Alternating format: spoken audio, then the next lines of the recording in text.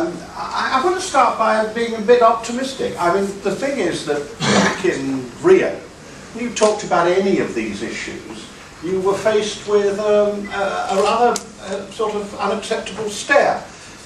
They thought you were slightly tree-hugging and probably open-toed sandal wearing, and no doubt knitted your own jumpers. There was a certain feeling that all this stuff was simply for the birds. And I think that what has happened is that so many of these issues have become mainstream because they have to be mainstream. Why is it that people will demonstrably sit in a car in a absolute jam for an hour and a half? I watched them as we came out of London today. They were coming into London. They were sitting in cars. They were going to be in those cars for an hour and a half rather than get on the tube coming in from Upminster. Why do they do it? And it's not to do with any of the rationalities that you would normally use. So when we talk about transport, let's begin by accepting that we're talking about it against a background of ever decreasing availability of resources, and we're talking about it also in the context that we cannot just talk rationally. We have to recognise that there's a great deal of psychology in the concept of transport. Now, when Mrs. Thatcher made one of her least fortunate comments, which was that if you travel on a bus after you're 35, you must not have succeeded, she was actually saying something which was offensive, but it's absolutely what people thought. Don't kid yourself.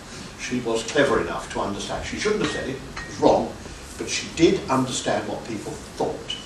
So let's start with that. Public transport has got a reputation of being something that you only use if you haven't got an alternative.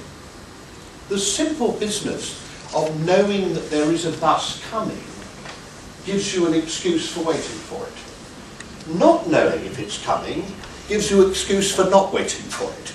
It's a terribly simple concept, but it's about an excuse, because you need an excuse, because we've lived and been brought up in a world in which driving your motor car is the symbol of having succeeded. And not driving a motor car is in some way something that demands an excuse. And I think those of us who are concerned with the transport revolution, I'm a huge user and believer in public transport. I'm terribly lucky because during the week I have the disbenefit of being in London, but I have the benefit of being able to use the London transport system, which is extremely good. There are two basic facts. One is it has to be more convenient than an alternative, and it has to be convenient. Two slightly different things. And the problem that we have when we come to try to apply that locally in terms of public transport is, of course, we can't actually achieve either of those things very widely. It isn't something we can easily do.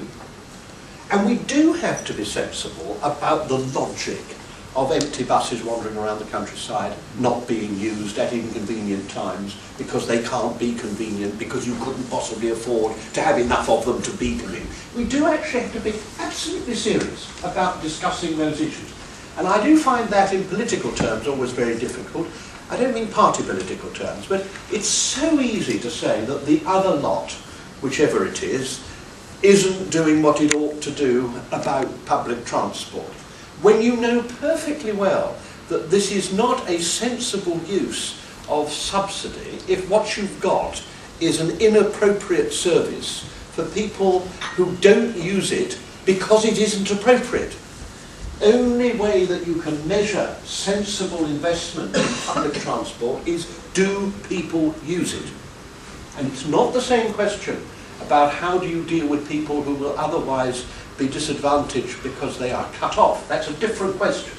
The question about public transport is, how do you make sure that you have a convenient product available for people in terms in which they choose to use it, rather than to sit in a traffic jam? It does mean more investment. but it's the kind of investment which is best done at a time of recession, because it provides jobs, and it also provides jobs without creating inflation. So it's a particularly good way of investment.